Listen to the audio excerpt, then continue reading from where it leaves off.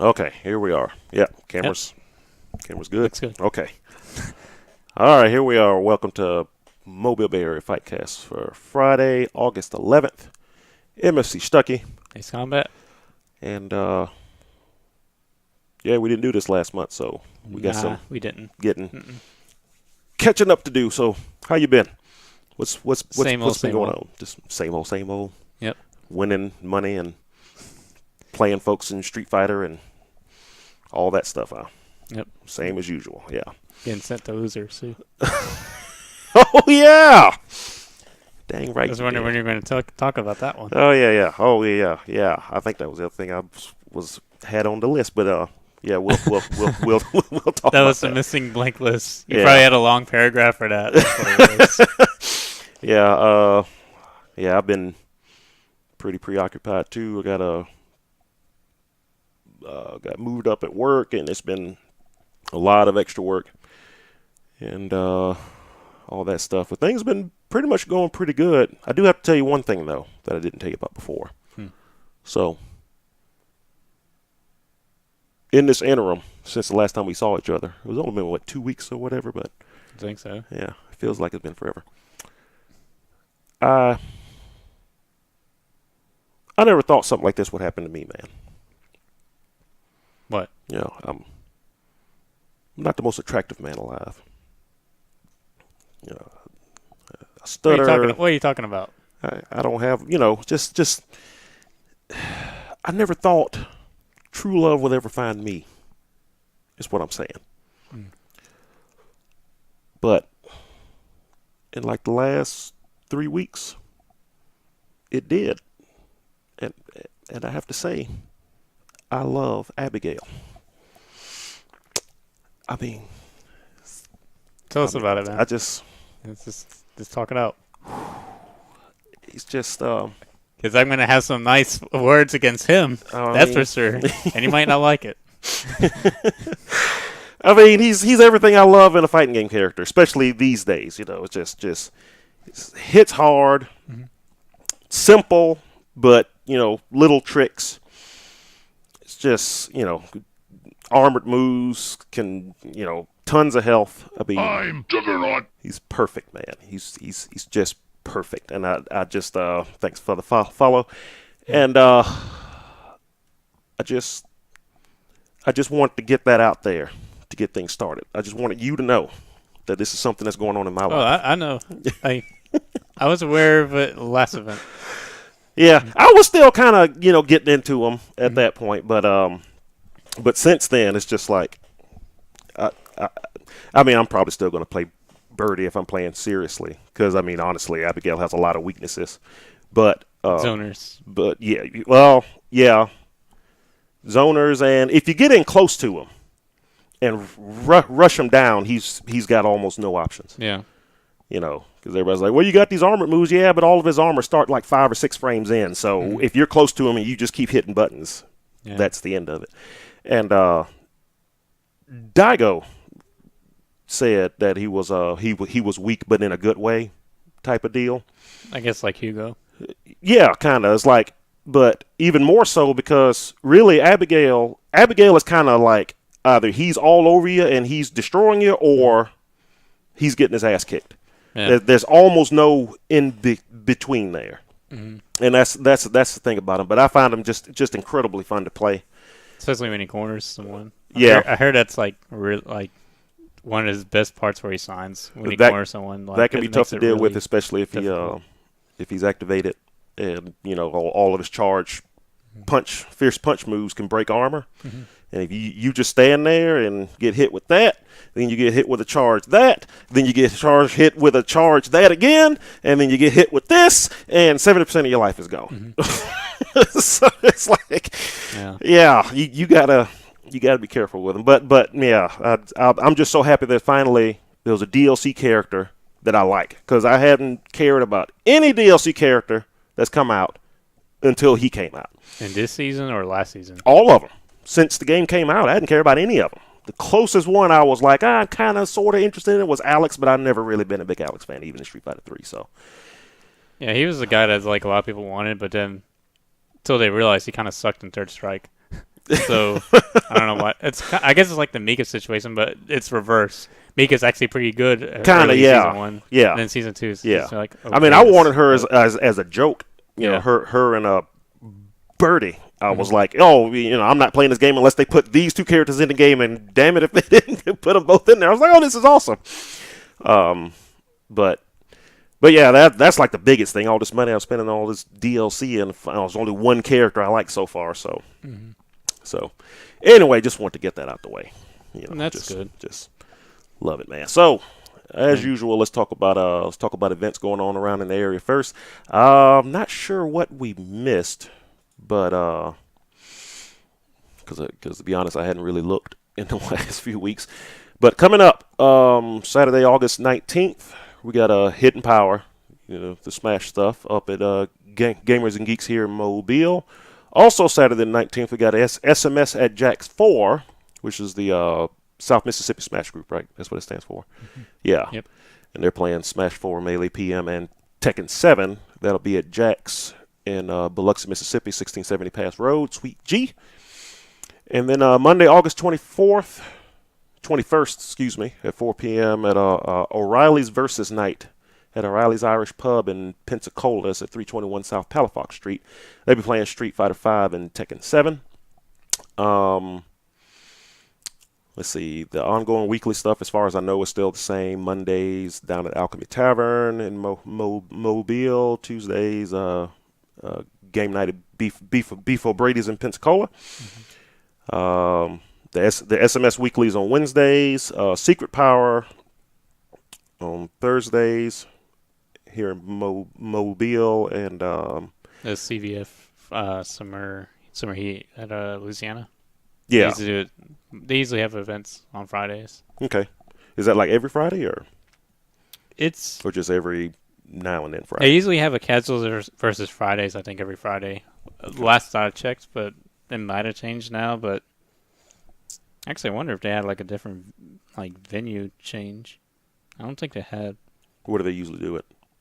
They usually do it over at It's last time I remember they did it at that one bar, and I think they switched from that. So now, for now, they're doing over at Rosebud Street, Metairie, Louisiana. It's just like near New Orleans. Okay. So I mean, it's the same area. If you're where the directions should come to mind. Pretty relatively easy. And that's going on tonight, right? So if anybody's watching this live, you got time. Mm-hmm. All right. So let's I guess go into some of the stuff that we missed. So let's see. Last time we did this, E3 was coming up, and also CEO was coming up. So anything big happened at CEO? I'm trying to remember. It's all been a blur. Scarecrow won Injustice 2. Oh yeah, that was actually pretty good. Mm-hmm. Let's see. I know the MVCI build was one of the builds was there, and that's when folks started talking about Chun-Li's face wasn't as bad. Chun's face got better. It got better. Did you see the snapshots? Not really. It looks about the same. I hadn't really seen it. Yeah. I wonder if it's one of those things where everybody just wanted to think it was better, but it actually isn't. I know they've said since then that there's going to be a day one patch to fix whatever. Yeah. It's like, okay. But I don't know how they're going to do it, though, because the story mode in the console story beta they gave out, those were full motion videos. Are they going to have to, recreate the full motion video portions themselves again with the new models? Yeah. I think that takes time. Because I'm pretty sure they weren't even finished with the story mode. We only got snippets of it, which I'm pretty sure is mostly the beginning of it. So, but yeah, just pull out the old models, put the new models in, and they teased render it again. I mean, they got even now they got almost 2 whole months to do it. So, yeah, I think they'll be all right. We'll see. I think the gameplay might be good though, but I think it plays great. I enjoyed it. Just from what I played in the story thing, I hadn't had a chance to play one of the new builds from CEO or Evo or anything like that. But it looks fun. And what little of it I played in the story thing was pretty fun. So I'm still looking forward to it. I'm optimistic about it. It looks like it's going to be a lot of fun. I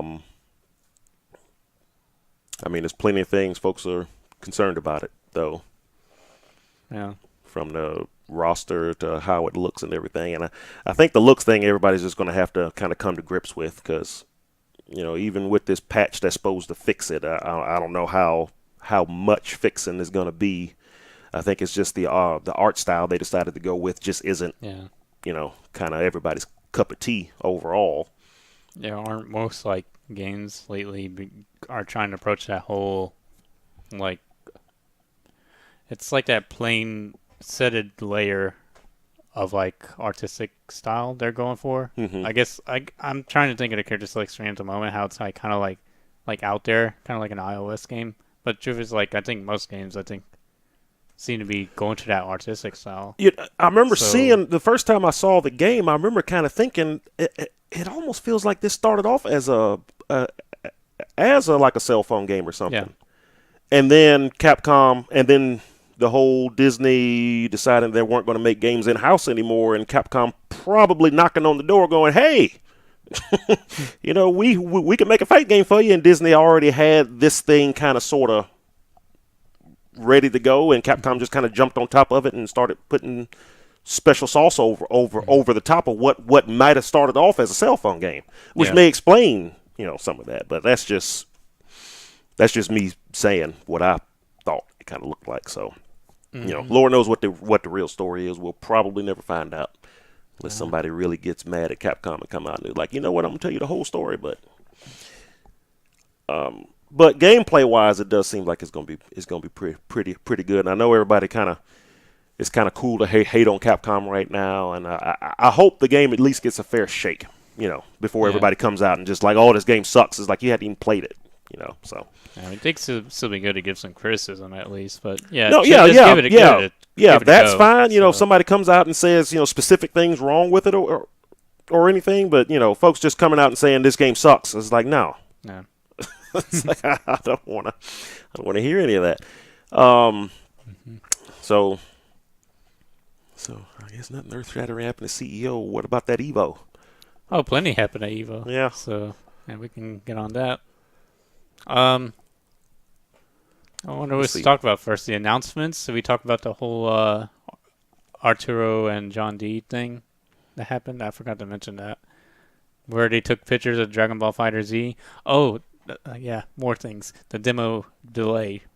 We gotta mention the demo's coming late August. Yeah. I don't remember the exact date. Yeah. But anyways, you heard about the thing where Arturo is taking snapshots of the booth at Evo, both Dragon Ball Fighter Z and Marvel vs. Capcom Infinite.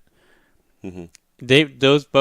Those two games were in the photo shots, and the John D guy didn't like that because the line for Dragon Ball Fighter Z was pretty huge, while Marvel vs. Capcom Infinite was kind of small.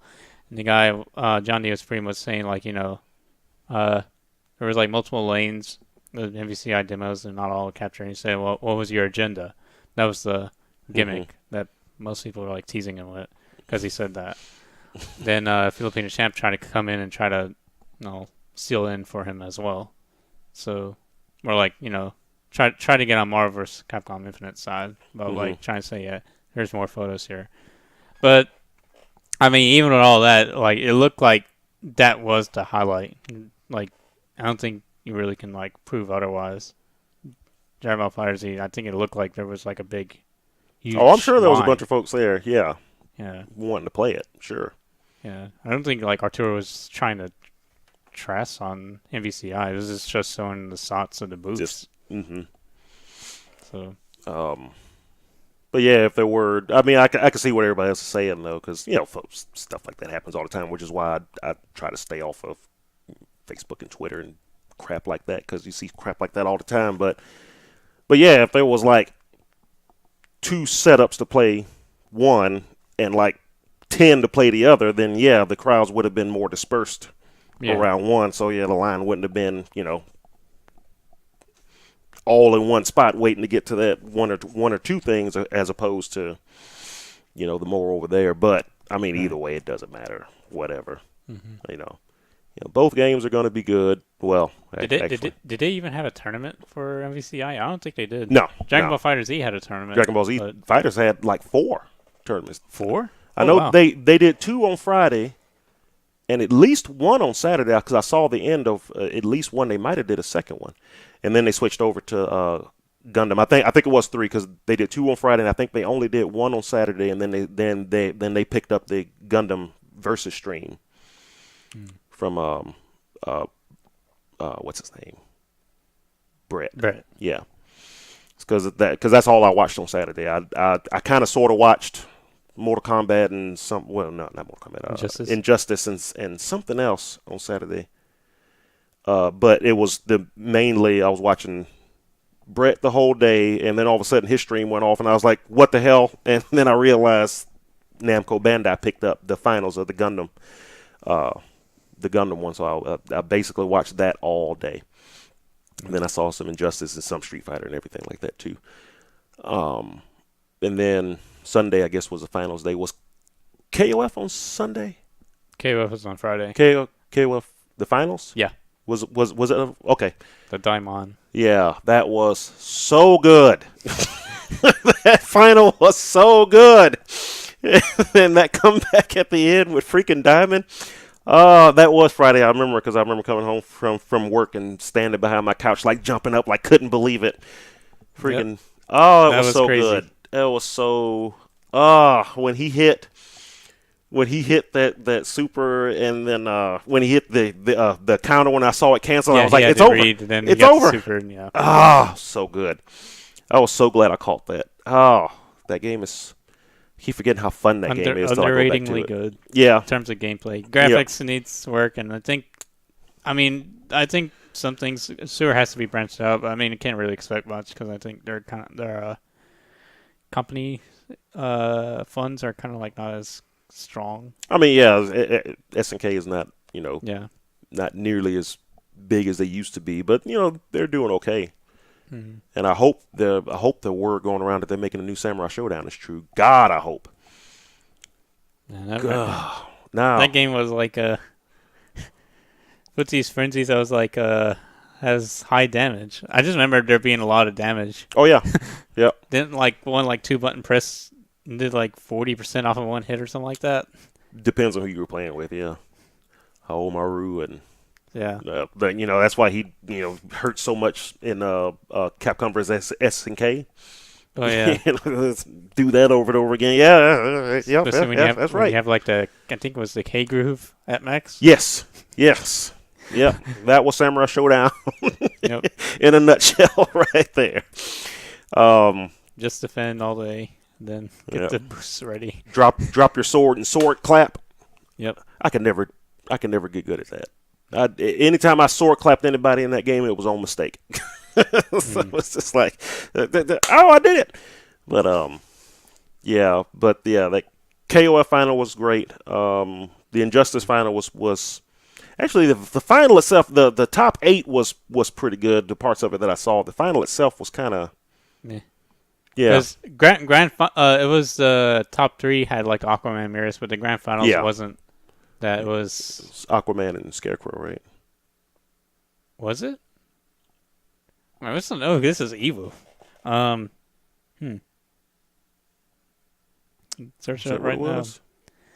I didn't get to watch it, honestly, the grand finals, or any Injustice 2 Evo. I did see one match, but it was the Aquaman mirror match. Yeah, I remember that. That was the losers final. I think so. Was it the winners final? I can't remember. We will find out. Let's see then. Sunday. Flash. That's what it was. Flash. I remember Honey. Oh, it was Flash. Yeah. Okay. Flash versus Aquaman. Oh, that's right. Yeah. Because Flash was a character that kind of was on that underrated road, and. He pulled it out really strong. He did. I remember that now. Yeah. And then let's see. So Sunday. What do we have on Sunday? Oh, I remember one of the Smashes was actually. I usually, not huge into Smash, but I will watch it every now and then. I can't remember if it was a Smash 4 or Smash Melee final that was like really, really good. I don't know. I don't watch Smash. I think it was the Melee one I watched because I think I missed all of Smash 4. Smash 4 was before Street Fighter, right? Yes, Street Fighter was. Okay, last. yeah. So I didn't see the finals. I saw like the first couple matches in the top 8, but I didn't see like the finals of Smash 4. So it was the other game that I remember watching. I went and ended up watching like I think the losers final and then the grand final of, and it was actually really really really good. Mm-hmm. But then Sunday with all the reveals and stuff. Now, and then just as Aquaman won, I think, right? Yeah, Aquaman won. Flash got second. Because I remember a lot of people were just really surprised with the Flash play, but Aquaman ended up winning. But anyways, he's got nerfed to. Oh yeah, he's nothing now. He's even I disagree with that nerf, and I hate Aquaman.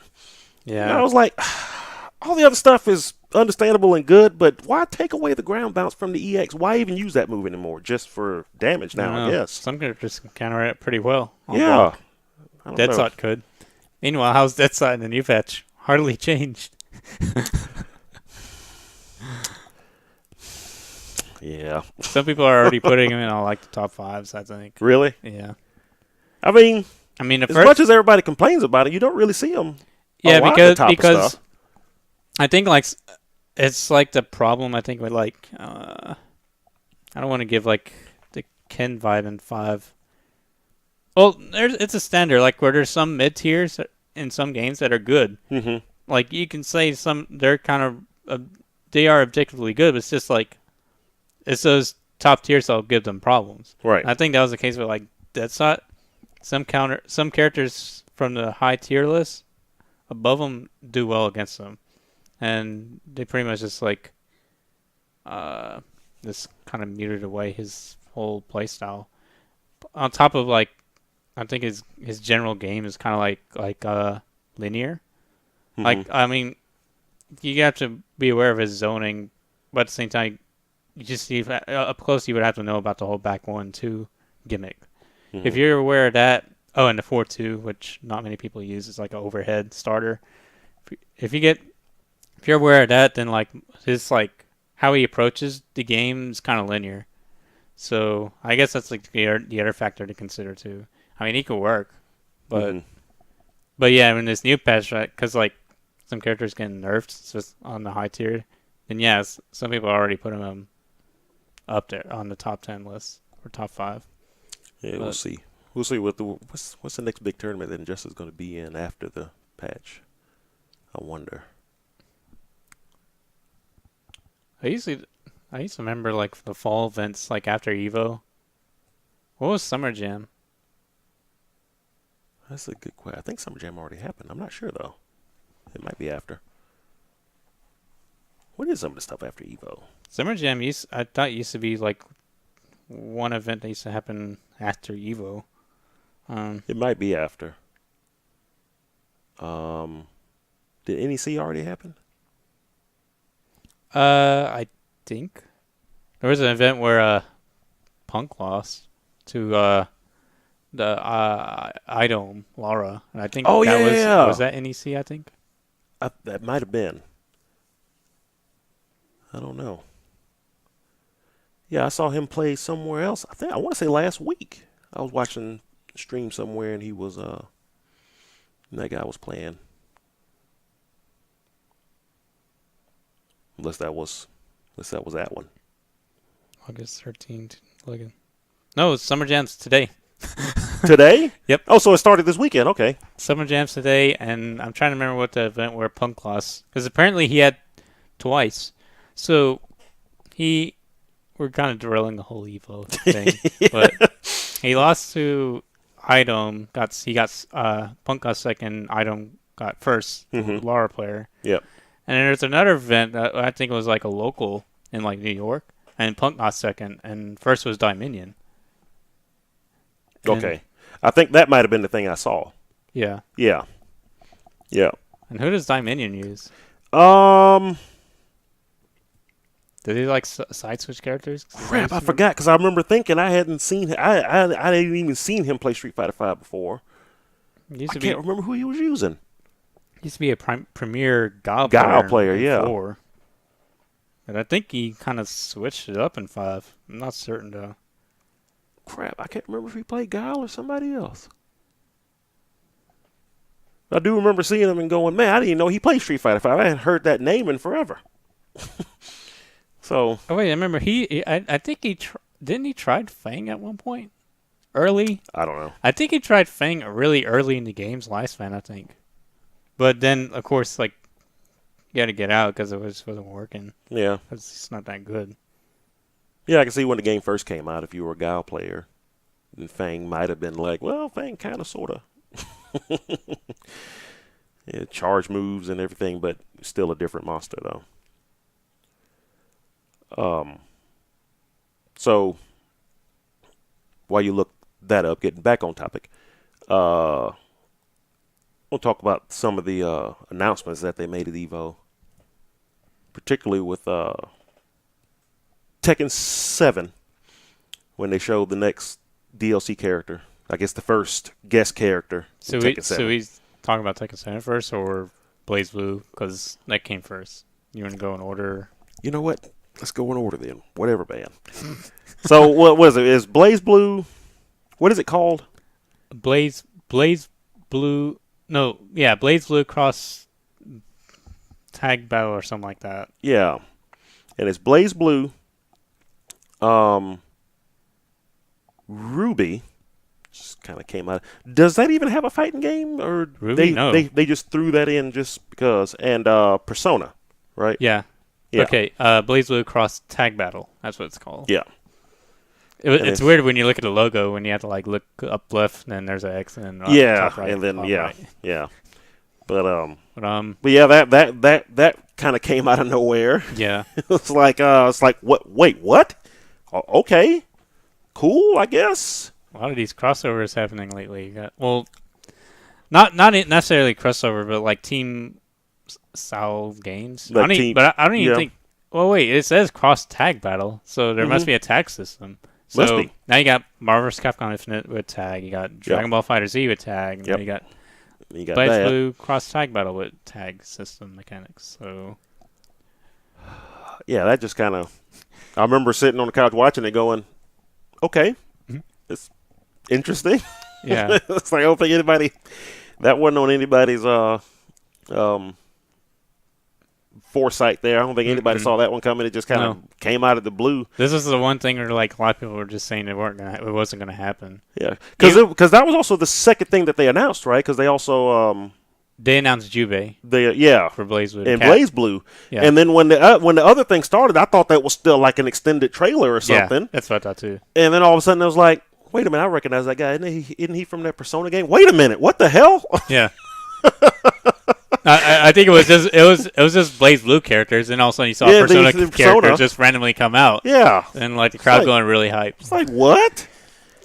So I mean that was cool. I mean ArcSys, they are jumping on it. They're like, look, let's just do it. Shoot, they got their deal with Namco to make the Dragon Ball, which it's going to be huge. Almost no matter what it was going to be, it's going to be big anyway. But then you get the guys that make Guilty Gear to make it. And so now it's going to have an actual, really good fighting system on a 2D plane that looks the way it does. With that franchise, the game is almost guaranteed to sell, like hotcakes. Yeah. I can't wait to play it. My only concern with the game is that it's not going to have a lot of staying power. That's what I'm worried about. I think everybody's kind of, everybody's, glomming onto it because, hey, this is something that isn't, MVC or whatever. And, they changed MVC so much it doesn't even look like the game that we're used to. Let's all go to this one. And, I mean, again, because of the franchise, that it covers is going to get the guy walking on the street that doesn't really play video games, but he likes that show, so he's going to buy that one. Mm-hmm. And it's going to be huge at first, but I'm wondering how long is gonna last, because I don't know how deep that game is. Yeah, is the thing. Well, I think and that's not me saying that it's not going to be fun. Yeah, but I just wonder how long it's gonna keep. Kind of higher community base. Yeah. I know what you're getting at, because I was thinking, like, I think it comes down to how well the public relations are to get the people to wear the tournaments themselves. Because my first insight of this is going to be conventions are going to go heavy in this. Oh yeah. So I don't know how the convention status for the Dragon Ball community is. I'm pretty sure it's pretty high. I mean, some people complains about it. It's Dragon Ball. But yeah, it's a pretty big community outside of cons and stuff. Right. I'm pretty sure. Mm-hmm. So I think it comes down to how they're gonna get the word to that territory of conventions, and they're aware of the tournaments outside. If they're actually putting the time for it, they'll probably get interested into it, and then that's when maybe the community of the scene might get larger. Yeah. For made like tournaments, basically that's not convention related. At least I'm pretty sure what esports stuff is going to go for, because I know, well, Marvel's going to do something like that, but I heard like different companies trying that too. Was there? Was it KOF? Trying with like they're trying to make a big thing out of it. KOF was they had their own thing going. Yeah, I think that was like kind of recent, but yeah, I think it was KOF. They're trying to do something. So if this game does go to that route, I think it would kind of boil down to trying to get the word out there from there, because I think that's going to be the start of things. Mm-hmm. That's where I think the early player base is going to be primarily there. Oh yeah. So it is going to be a concern for locals. I have the feeling it's going to be pretty big at first. And then it's going to go down. Yep. Until I think word goes out to conventions. I think once it does that, then it might boost up. We'll see. Yeah. Because I was also worried about gameplay mechanics, but after I saw how they handled the mass sequence, like in the Budokai games, back then it was like a mass thing where you just hit buttons to win. Yeah. What they did now is it was a throw tech. If you take the throw, you do the little. It goes to anime. Yeah. So once I saw that, I was like, okay, it's gonna be good. Yeah. I should not have some doubts about the company. One thing I'm worried about is how many characters they're going to end up putting in it, because almost every time they restart a new DBZ game series, the first game in the series always has like no characters, because there's only so many characters that you can put in it, although there's the new show going on now and you can add some more characters into it. But once you put the main characters into it, it's like, what are you going to do then? It's like, because you have all the Z stuff in there. You'll even have some of the new stuff from Super, because of the Frieza thing, right? Well, yeah, Golden Frieza's already in it, but some of the stuff that I guess is going on now, I'm not caught up in the anime at all. But that's something else I kind of wonder about too, is what are they going to do kind of for an encore, a couple of years from now when everybody's tired of the old game? Or are they going to make a new one and bring all the old characters back and then put the other characters into it again? What if you leave out characters that everybody really wants, but Bandai's going to hold them back because, well, we got to make a part 2, and that's what they've done with all of their other games before. All of the other games. Yeah. Either you get a game that has everything in it, or you get it piecemeal until the third or fourth game in the series finally comes out that has everything that the first game should have. So, that's something else I kind of wonder about too. But we'll see how it all plays out. Had a lot of palette swaps here and there. Yeah, we'll see. We'll see what happens. I mean, game ain't due until next year, so we still got plenty of time. But back to BlazBlue cross tag battle.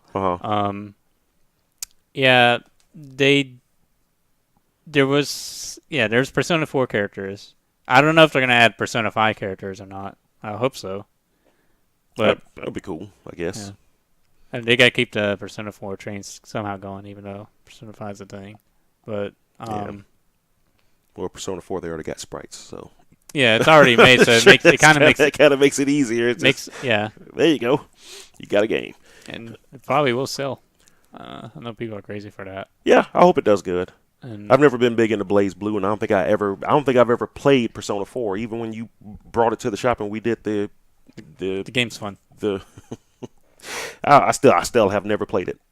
You just press AA a lot. And yeah, that's what I keep hearing. It's like, oh no, it's really easy. It's like, yeah, just.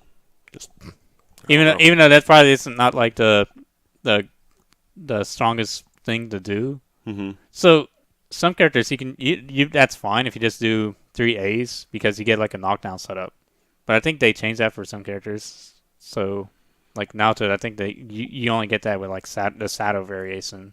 Mm-hmm. So it's like now it's kind of not that great. You do get burst meter back then, but that's mechanics stuff. I don't know how they're gonna work out for this game, but anyways, so they got Persona 4 and they add that Ruby guest character.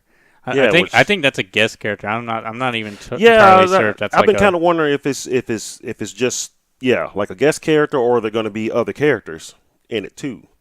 It kind of sounds like it's just going to be her. It might be it might be the other 3. I think it's just I don't think they really can add much to it. I mean, when you compare Blaze Blue series and Persona 4 series, the fighting game, and Ruby, I don't think there really is too much you can add on Ruby. So no. I think they're just treating it as like kind of like those crossover anime games they have, like Dengeki, where they probably have a few series in the game that they may have duplicates. Like they may have a few from what's that? God, it's gonna be so hard to remember the names. Okay, well, to make it simple, they have some that have 3 titles, like 3 characters from that series, that same series on TV or anime TV or novel. Mm-hmm. So, and the ones that they can't get much, they'll just get 1. So I'm thinking that it's like Ruby's probably gonna be that big side of that, like the big side of invites. They might have 4 invites, but they're considered guest characters, but they're part of their whole. It's part of the game. It's like saying if they decide to add some other like franchise into the game, let's say Guilty Gear. Now it's like they may add like 6 characters, but it's not really going to be called Blaze Blue Cross Guilty Gear. It's just they're considered guest characters for the Blaze Blue tag battle system. It's kind of like Dengeki Buko Fighting Climax. They have a mix of guest characters in the Dengeki series. Mm-hmm. I mean, if they do a half and half thing where it's all Blaze Blue characters and everybody else, they're going to have to add more characters. There's like 117 Blaze Blue characters at this point. Yeah, if we're doing story characters, so it's like it's here's the Persona guys, and here's a couple other folks from this, and it's like, well, crap, we still got all this to fill up here. It's Guilty Gear and Fist of the North Star. What else does Axis make? Fist of the North Star. Man, that would be so good. They made the Capcom. I didn't even think about that. What was the game they made for Capcom? They made the fighting game. Oh. What game? ArcSys made a fighting game for Capcom. It was like Capcom's version of JoJo's Bizarre Adventure. Well, no. Oh no, you're right. Yeah, that's Capcom. Yeah, Capcom made that. Right. It's like Capcom's version of I can't remember the other series either. This is killing me. It's a guy like in red with black hair. It's Sengoku. Sengoku Basara, I think it was called. Oh yeah, Sengoku Basara. Yeah. Yes, Cross X. Yeah. Yes, I remember that one. Yeah. That's what it was. Yeah, but then they'd have to get Capcom to do it, and Capcom would probably was that by Arx? I thought that was like someone else. No, ArcSys made the fighting game of it. Oh yeah, ArcSys did make a fighting game, and Capcom's own Sengoku Basara series. Yes. And then I think Capcom went and made that. They went and made a Guilty Gear. They made Guilty Gear the one with the story game. The story that's referred to in all the new Guilty Gear games is from that Capcom made game. That was kind of they kind of had a deal where one made one and the other made the other. What was the name of that Guilty Gear? I remember being lost when I played Excerpt, and they were talking about the backyard and all this, that, and the other. It's like, am I supposed to know what any of this stuff is? And I found out all of that was from that game, whatever it was called. You mean the 4-player Guilty Gear? No. It was like a story. It was like a third-person, like story-based game. Guilty Gear. Oh, I think I do remember that. Yeah, I cannot remember the name of it to save my life. It does have a Sengoku Basara vibe, though. Yeah. See, because that's what happened. So Capcom made that game. Yeah. And then Arxis made the fighting game. They kind of swapped there. It's like instead of making a new Sengoku game, we'll make a Sengoku game with the Guilty Gear characters. And then, instead of you making a Guilty Gear, you can make a fighting game with our characters. So that was kind of the way it worked out. I never played either one of them. But I don't even remember where I was going with any of that. It's going to be hard to find that name. Oh, that's right. Talking about characters to add to kind of balance out all the BlazBlue characters. I'm interested to see how that game kind of fleshes out, though, because did they even give like a launch window for that game? I don't think so. We just know it exists. If I had to guess, it'll probably be next spring or something like that. It's probably their target date for it. Yeah. Which would put it out probably against Dragon Ball Fighters by the time it comes out. So we'll see. Which is apparently pronounced Dragon Ball Fighters, not Dragon Ball Fighter Z, which is weird. Oh, really? Because I've been calling it Dragon Ball Fighter Z the whole time. Yeah, everybody did, but actually, somebody at Evo was like confirmed it. One of the guys from Bandai himself, yes, Dragon Ball Fighters. It's like, okay, cool, I guess. So yeah, if I had to guess, it'll probably be next spring or something. So how do you acronym it? Late spring. Do you call it DBF? DBF Z. I just call it DBFZ, but yeah, if it's pronounced like Dragon Ball Fighters, I would think it'd just be DBF. DBF, yeah. But then it's going to cause problems now because, nobody really cares about this game in this area, but in Japan they do. Dengeki, the game I was talking about. Bunko Fighters, Dengeki Bunko fighting, but just missed the C at the end climax. Yeah. So yeah. Yeah, I'm like, it's not gonna make a difference over here. Nobody's gonna care over here, but I mean, yeah. So either way, I'm interested to see how all that turns out. But what was the next game? Tekken. Was it Tekken? Yep, Tekken was right after BlazBlue. I think we talked about it. We did. We talked about it before then because we said it could have been Sagat. Yeah, but there was a joke with Mega Man because there was some music left over that sounded very weird, like kind of Capcom-y style. And it's like somebody with an air of the ground fireball, and it just I guess no one even thought that Namco would have went to SNK for a character, and because I don't know anybody who even had an inkling of that. Of course, afterwards everybody's like, "I knew it. Yeah, I called it." No, you didn't. I think most people weren't aware of it. The only ones that probably did had hints because of the poll, but that was only an assumption. They didn't knew it. So it hits, and I'm just sitting there watching. Actually, I was cooking at that point, and I heard the voice. So I kind of look around the pillar. I look around the pillar, and I'm like, it just shows his mouth, and he's talking. And for a split second, I was like, that almost looks like. Well, no, it can't be Geese. And then the rest of the thing with the doors opening up, and then because it's like, oh my God, it is freaking Geese. Where did that come from? And I mean, he fits. Yep, he seriously does fit in the game. I mean, it works out he probably looks better than the KOF model too, I think. Well, yeah, way better than that. But I mean, the counters, the throws, the super, the projectiles. He does the air one. And I'm like, oh, of course, yes, he does have an air projectile. It makes sense. The series of counters he was doing against the cast.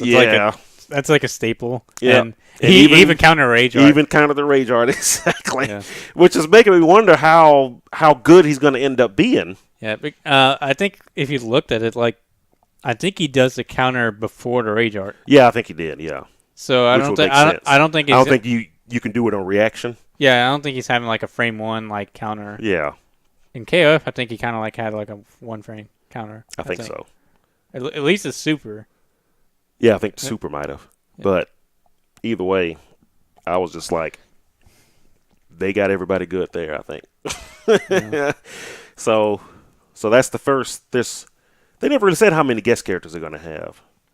No, I don't think so. Because I remember hearing, because I don't even think they know what their full DLC plans are now. But I remember hearing the idea was there would be at least 2 guest characters and then 4 returning characters. The returning characters will be free, though.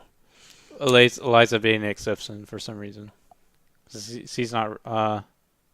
She's kind of a returning character from the free-to-play Tekken they had on PS3. Oh yeah, that's right. I forgot about that. But it's an only exception because of the pre-order bonus. That was just the only exception they made about it. Her. You can buy her now too, so. Yeah, you can. It was like a week ago. Yeah, you can get her now. Yep. But yeah, that one got me pretty good. That was good. I was like, I enjoyed that one. And then so the next one was what, MVC? Or was there something before? MVC. I remember trying to remember to switch back and watch the end of the Smash thing, just in case they announced Smash on the Switch, but I don't guess that happened. They did. I think we missed MVCI early. I think that was before BlazBlue. Was it? Because they didn't really have like a tournament, I think, on. No, they just kind of came out. It just came out of nowhere. I think they did it before Street Fighter? No. They did it before BlazBlue, I think. They did it before. It was the first thing on lineup, I think. They just made change of plans, I think. And it might have, yeah. Yeah.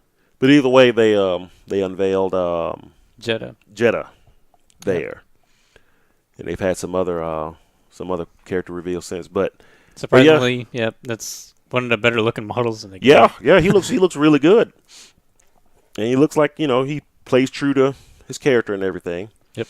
Purple blood though, no red blood. Yeah. I kind of understand. You remember MVC3 almost got a mature rating just because Nemesis, yeah. And they had to change all his stuff to green just so they didn't get mature, because apparently his initial build it was blood and stuff, and when you throwing out the his win pose and all the green, and originally apparently that was all blood, and they were like, yeah, we're gonna have to give that to them. They were like, okay, green it is. So I'm pretty sure the same thing happened with him. Aren't too. his tentacles red though? They're fleshy, yeah. It's probably okay to have gross flesh stuff, but not dripping blood. Which, come on, MVC2 had that, didn't it? Yeah, but it was cartoon though. That's the thing. Because it's artistic style is supposed to be cartoony. It was like when Smash MVC3. It's like Smash 64, and then it came out on GameCube, and Smash 64 was an E, and the GameCube game wasn't any worse, but it was a T, just because it looked more real. So there you go. One was a 2D game. It was obviously not real, and then you got this other thing that I guess they thought was just a little too realistic. This is a bunch of polygons. I know. I agree, but hey, it is what it is. So, but Jeddah, of course, being all of his stuff uses his blood. Obviously, you can't have blood sloshing everywhere. I wonder if there's like a secret code you can get the red blood. And they don't tell you. Oh, well, there's a PC version of the game, so. Oh, yeah. Well, mod's going to happen. Yeah. Yeah, definitely. Well, that's the other thing you're talking about, too. The mod's getting penalized by Capcom. Oh, well, okay. I actually understand that one. Folks who were charging for it. Yes. But then I also understand the other argument. Some of them are like, well, it's not that I'm charging for it. Well, yeah, they kind of are. This is a paywall. If you have to pay the person before you get it, then yeah, you're charging for it. Mm-hmm. I'm the same way. If you're gonna mod a game, it's okay to like ask folks. You know, like I do here. Hey, if you want to give us money, we take PayPal and everything. You know. Like donations. Yeah, donations. I think is the lowest form of like in an area where you're safe. Yeah, I think. Yeah, that's fine. From what I imagine. Yeah, it's like, hey, here's where you can, give me some extra money and I can keep doing this. Yeah, that's cool. But yeah, when you have a paywall there. When you have a paywall, you're charging. You're making obvious reasons what you're paying for. Yeah. And so I understood that. I definitely understood that. I wasn't mad at Capcom being a business owner myself. I understand. And it's like, hey, don't charge for it, and you're cool, because they hadn't really gone after anybody else for anything, even all the numerous new crap out there, which most of them aren't that great anyway. That one you had to pay for, I think. So yeah, I definitely understand that. But yeah, I imagine people are going to have a field day with MVCI on Steam. Yeah, we'll see. Changing different character skins and outfits, of course, and all that stuff. You just look at all stuff Street Fighter V, and I can't imagine Capcom doesn't sit back sometimes and look at some of the really good mods in Street Fighter V and go, we should really do that, and then we can charge for it. Because there's a few of them I was like, you know what, I would pay $4 for that. Yeah, I remember I wanted a paperback Ken. Yeah, seriously, that would just be hilarious.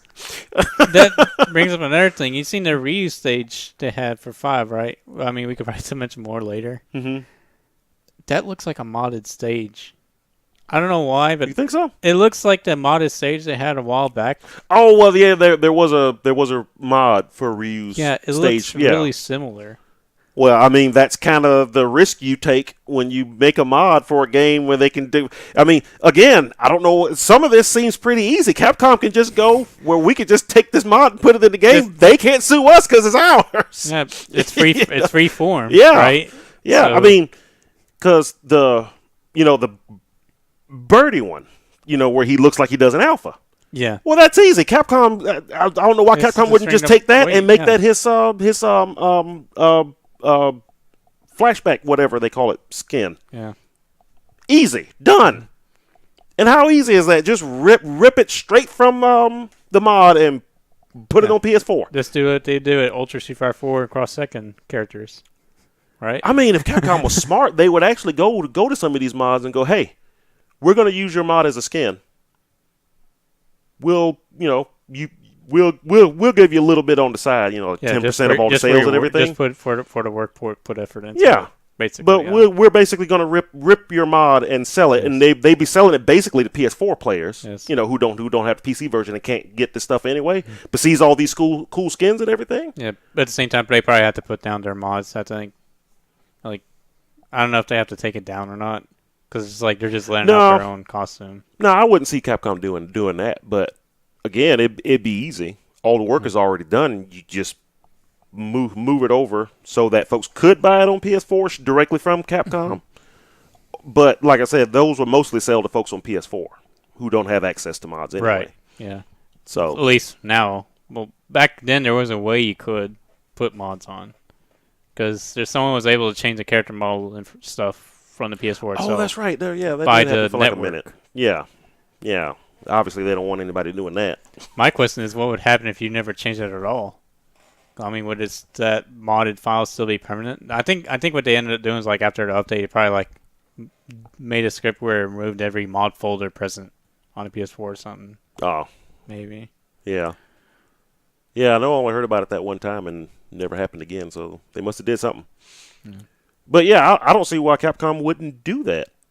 I think in some ways they would actually, especially if they were kind of at least giving the folks who made the original mods, some money on the backside, or or at least put their name on it. Mm-hmm. When it shows up on your PS4, it's like, this guy made this skin. I think that would be at least a little bit of goodwill on Capcom's side. It's like, hey, yeah, this is really cool. We're going to put it in our game, and we're going to actually give you a little bit for doing most of the work. Now, excuse me, while I just pick this up and put this here, and I take most of the money. Yeah. Fair trade, right? Yeah, I think it's kind of. I think it works out. Yeah, you even put it up for a vote. Which ones do you want Capcom to officially release? Again, PC folks won't care. That's what a certain game does. Some game does that. I don't. It's a first person. Is Destiny? Was it Destiny that did that? I don't know. On PC? It's not on PC. Okay, it wasn't Destiny. So it wasn't Destiny. It's. Oh, I don't remember the game. But they used. No, it's not Overwatch. But I thought like they had a poll. They choose out the best, and they did what you pretty much were saying. Mm-hmm. I mean, wasn't that the idea of Steam Workshops too? That they were going for in a beta of Street Fighter V? I don't know. Yeah, because the PC on beta, it had the Steam Workshops thing open. Well, not open, but it was. People thought it was going to be a thing, and it didn't happen. Oh, really? It was just closed out. Oh, but it could have been good. Could have been useful. Yeah, I mean, they could still do it. They could. But I think it's just you go Street Fighter V. There's so many little things that they could do to just make folks at least feel better about it. I don't know. Sounds like a good idea to me. I'm sure there's some reason besides Capcom being Japanese and not understanding stuff sometimes. Sometimes I feel like Capcom of America has really good ideas that get chopped down by Capcom of Japan because they're like, no. Because they have to follow their certain set of business plans. Yeah. That if it's working for them, then they usually stick with it. Nintendo, unfortunately, is the same way. Yeah, but they don't have to worry about it because they don't have to do nothing and they'll still be successful. Yeah. Somehow. But you remember they almost pulled Smash from Evo. Yeah. And Nintendo of America finally put their foot down. It's like, no, listen, that would be a huge mistake.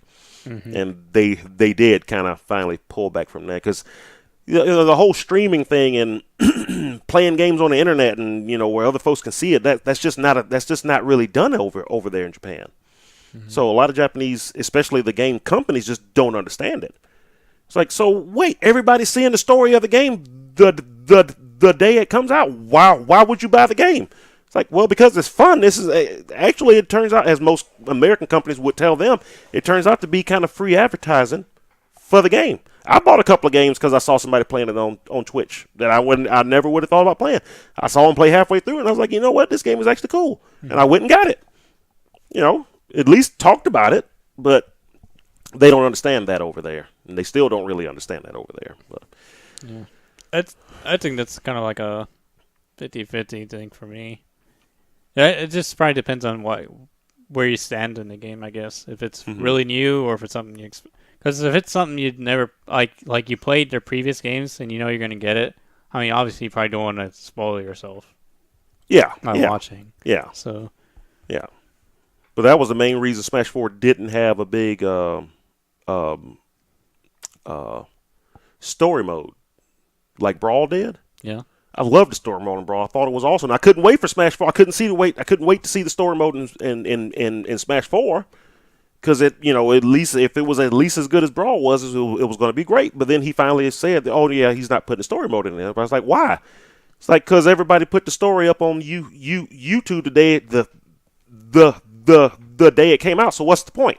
It's like, are you serious? And again, that goes to they don't get it. It's like, why would I put all that work in the story if everybody can see it? It's like, well, I mean, it's kind of why you put it there, isn't it? You might have to end up doing and it wasn't going to stop me from playing it. Yeah. So. Because it's still a good game in its own self. Yeah. If you play the other primary other game modes, which is Versus, which is like basically that's like most of the communities go to. Yeah. But I'm just wondering if they'll just go to the Atlas route, where I think they're starting to, I don't know if they're going to try to make it where there's like a time release on streaming. That's what it looked like for the US release of Persona 5, where they gave you they said Well, at launch, it was like nobody liked it because it was just said don't go over the past this date. They didn't really tell you about the whole like reason why or anything. They tell you the reason, but they didn't have like any plans afterwards. Mm-hmm. I think they just assumed that nobody should just go after that at all because they were thinking of that same thing. Like, don't spoil the story. It's like, yeah, okay. And what ended up happening is, I think the voice was so loud that I think they ended up like modifying it. Which in this way, I don't care about this way, even though it may affect streamers. I guess personally, That's exactly it. Personally, I'm not like a fan of the idea. But I can see why it's a promotional thing, but they have time release, so like a time release set for the game. So after a certain month has passed in real time, what's going on now, like you'll be able to advance to a certain part of the game.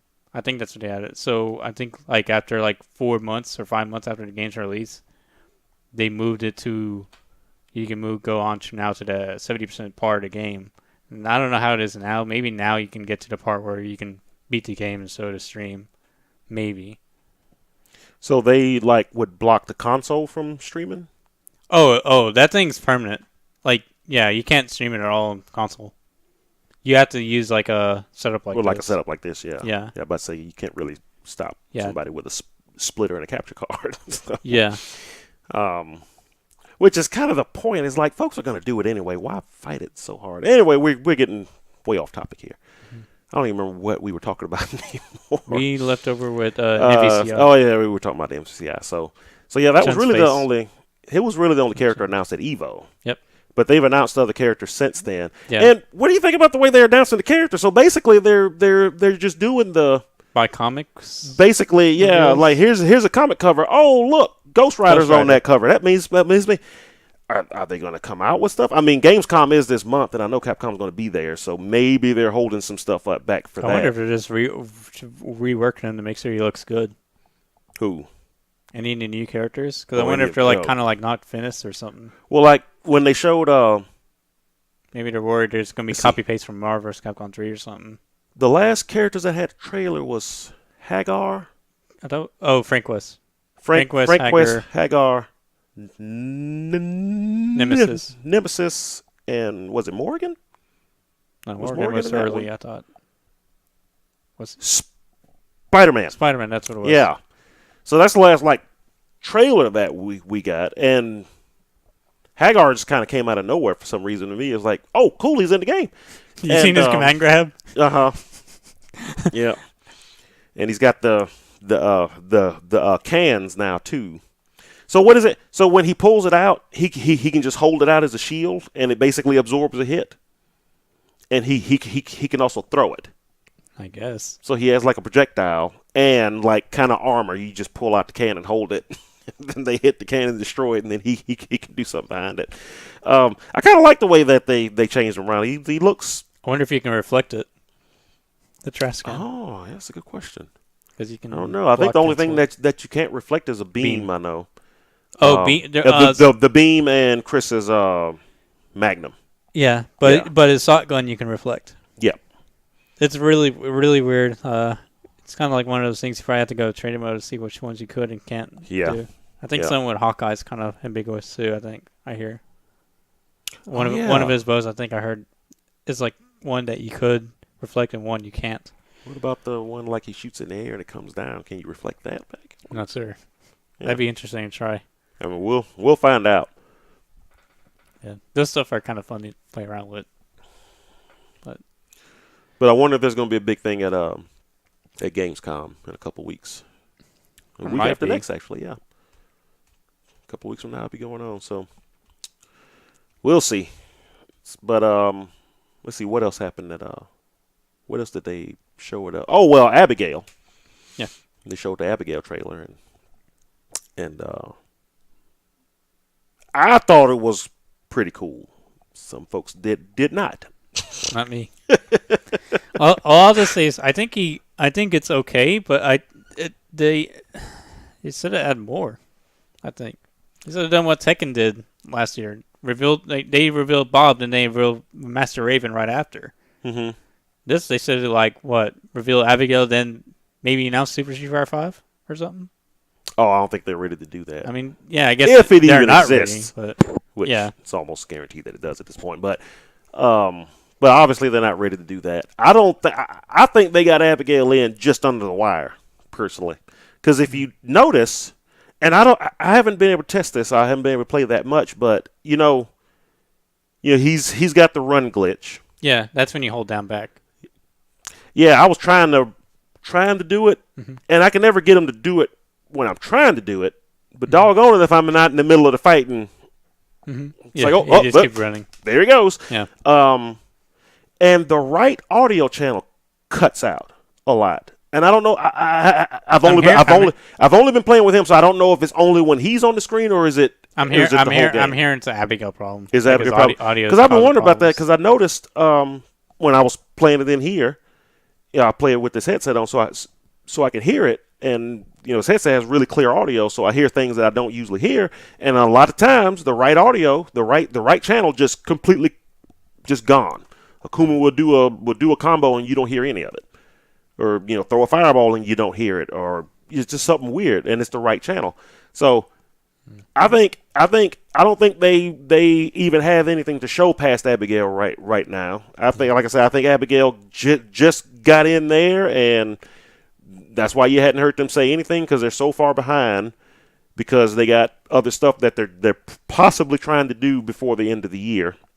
Not let's get all these other characters out on top of it. Yeah, they probably have to iron out the sound issues too, because that's I think it's another thing they have to modify too. Because sometimes the music won't play at all. If you play, I've never had that happen. Oh, that happened to me with my brother a few times. Like, I think when I last played, in January or something like that, with him, or December, when Akuma came. I don't remember when it was, but we played a set and no music was available. And is this on Steam or? Oh, okay. We got a guest. Pizza. Is this on Steam or PS4? PS4. And I'm pretty sure this happened on PC. This sounds like a file thing because this happened on the older betas, and I'm positive they never fix this. I have never had that happen. I think it's just whenever the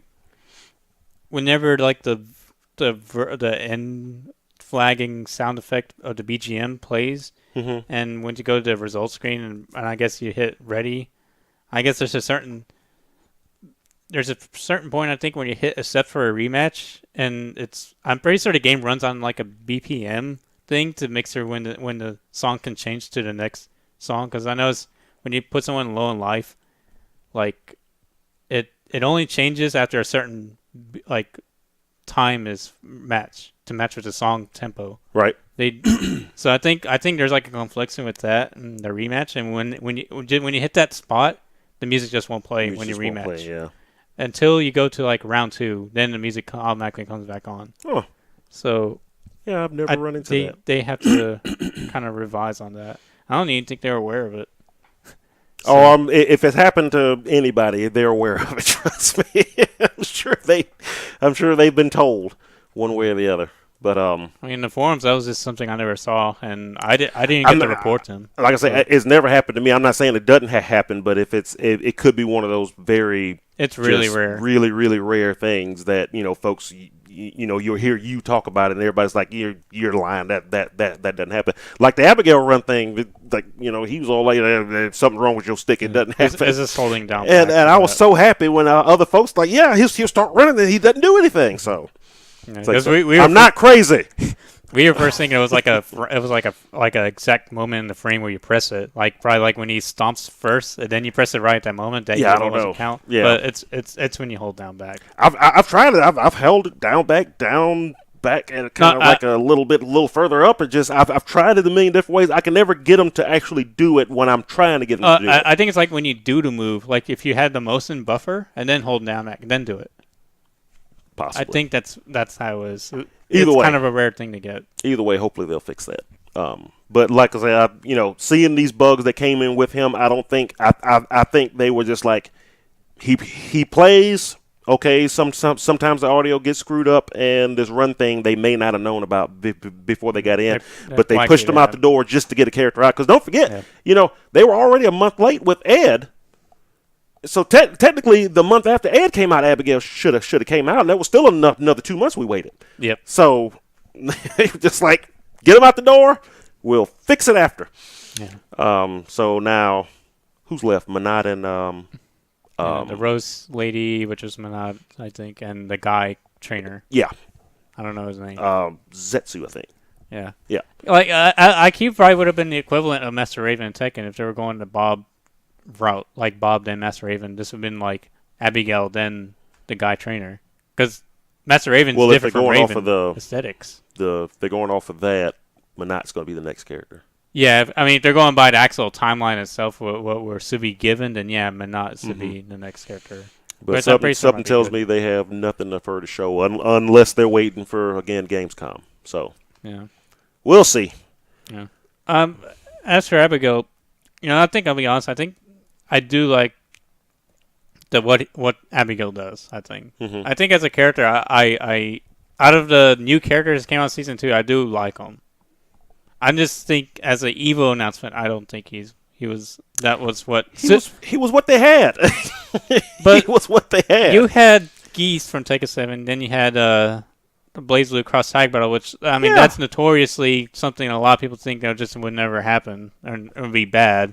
But it was either Abigail or nothing. Yeah. So I know what you're saying, but he was the one that was coming out. So yeah, what do you want to do?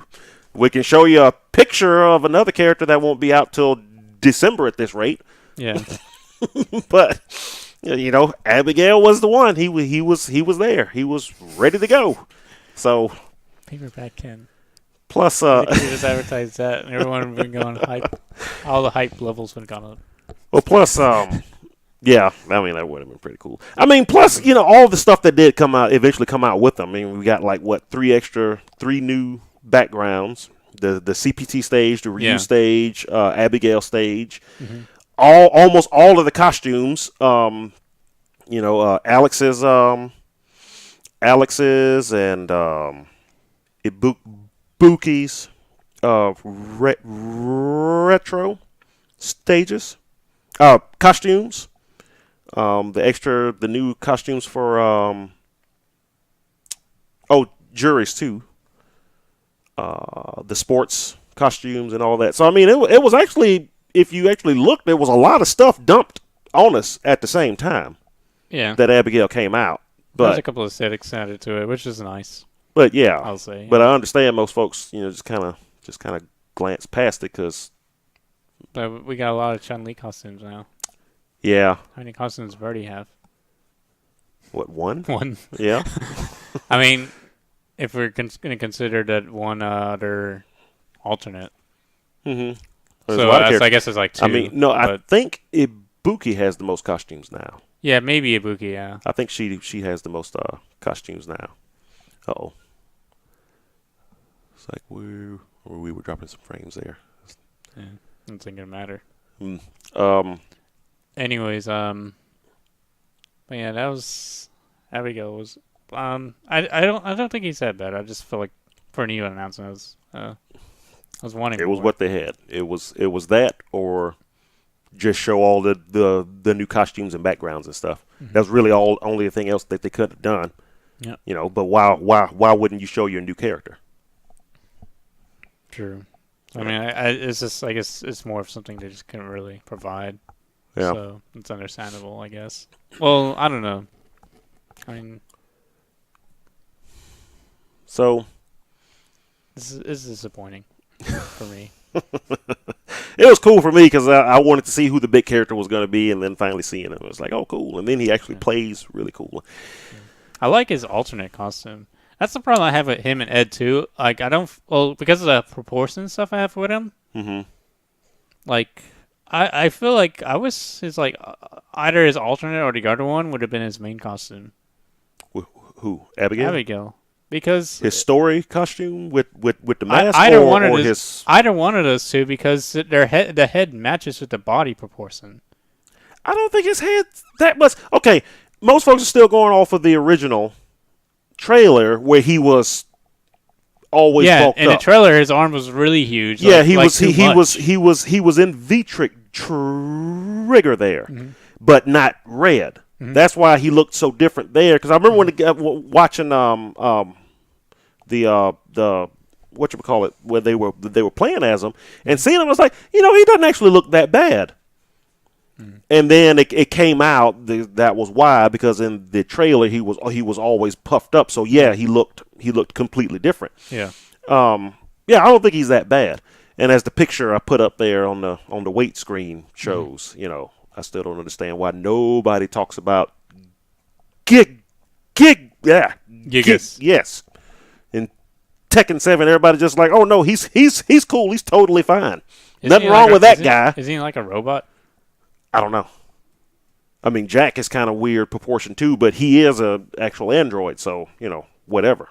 Yeah, I think that's just an exception they made, because like the whole robot thing. Yeah, but that's what I keep throwing in everybody's face. Everybody's like, he's so gross. This guy. Was his head small, or his head's pretty small, and his arms are ridiculously long, and his legs are ridiculously short. Yeah, he's pretty He gave me the Bane vibe.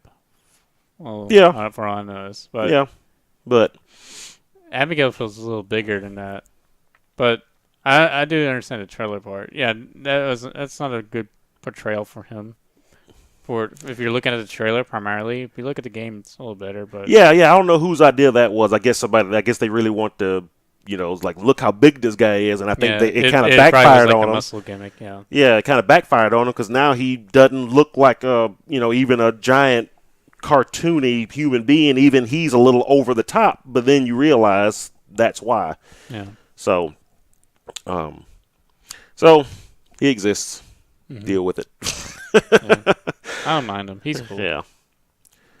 All right, so that catches up on all the major stuff I think that's happened since then, but so there's a couple other things you want to talk about. There's the event. Evo Top 8. I mean, you can just mention finals. Which one? Whatever we could. So you mentioned. Well, Street Fighter, yeah. Street Fighter was supposedly good, but like I watched the Twitter videos. It was. I didn't really watch the stream. It was pretty good. But most people say it was one of the best to watch. Yeah, and I felt so bad for Punk, but I also felt really good for Tokido. Yeah. Yeah. So how close he's come a few times, and it's like when Chris G won Evo and MVC3 a couple of years ago. Yeah. He used to win one like 2005, I think. I think he used to win a Evo 2005 or 6. I don't know for what game, but I thought he used to be a winner around that time. Who? Tokido. In what? One of the older games. I don't know if it was either CVS or Super Turbo, or I don't think he was. I think he dabbled Third Strike, but I don't know if that was the one he got first place in. I don't think so. I don't think Third Strike. But seeing the way he performed in Street Fighter 4. Yeah. And how close he got a couple of times, and it's just like, he's been at it so long. I didn't realize he was that old. And then, coming back and having to reset arguably the best Street Fighter player out there and beat him. And I remember before they went into it, somebody brought up the fact that they played a first to 5 or something, or first to 10 or something like that. Yeah, they played many games around like at Justin's place or something like that. Yeah, and Punk never beat him. Yeah. So it's like, if anything, I would think that would be the time where Punk could probably do some damage, because that's when you could take some reads, unless Tokido was sandbagging while still beating him. Maybe. Or Punk was trying that. I don't know. It's a strat. You probably may not even consistently do. You just end up sandbagging. You can't even tell yourself don't just play serious, because you'll end up just unconsciously play as a sandbagging style. Yeah, it's a little different. I think that happened to me a few times, where I noticed I'm trying stuff, but then I'm I sometimes just don't want to go all out for some reason. Well, yeah, you won't do the stuff that you usually do if you're playing somebody new. Sometimes you'll try something different, or play in a completely different style. And like you say, it's not that you're choosing to not show what you actually do. Is sometimes just like, okay, I'm gonna try this now and just do it. Because that would happen to me in Street Fighter 4. Sometimes I go somewhere and I just kind of play around, and then we do it for real. And it was like, what is this? So, oh yeah, I was just kind of he kind of messed around earlier. And he was getting in with the Akuma, like I think there's an OS he was doing with like he did like a certain string on Wake Up, where he did like an attack into Demon Flip. It was the EX one. Yeah, and there's an OS behind that where it's like from there, Karin most characters can't really do much because I think like the risk behind Akuma's case is low. The reward's pretty good. And it's like you do like a throw or attack, and if he hits him with one of them, it could cross counter Karin. If he hits with a throw, it's a guaranteed kind of situation. I mean, that's something that I probably would have to go look into more myself, but I just never took the time to do it. But I think there's like a jump, like a setup where you can probably jump, retaliate, or something. Maybe EXEP, but it's risky. But there's an OS behind the EX Demon Flip setup that Tokido was doing, because it was a style where it involves cross counter or throw, and when you take the two situations and convert it, what's the risk and reward? It's pretty good on Akuma's side, and there was an OS behind that, from what I can tell. So yeah, and Punk didn't know how to really deal with it. No, obviously not. It only happened a few times, but those few times that he did it, it was probably putting Punk like in a lot of concern. Like he's probably wondering how to deal with that. Then the moment he was thinking about that, like the other problems were probably getting up stuff onto him. Yeah, that was a really good final. Yes, it was. Well deserved. And BlazBlue, I heard finals were notoriously, like, for some reason they ended up having really good grand finals too. I didn't watch it. I didn't see the actual finals of BlazBlue. I saw a lot of the top 8, and somehow I ended up missing the finals itself. Most people said it was good. A friend of mine said it was also good. Like it's like kept the tradition from last time they played. From that person I know, he said like he doesn't know how to do it, but always. I remember it being pretty good last year. Yeah. Yeah. Last year, the other year that I watched it, it was like two years ago. I think it was 2 years ago. It was good, really, really good. And if it's just like that, then yeah, it must have been, a pretty good thing to watch.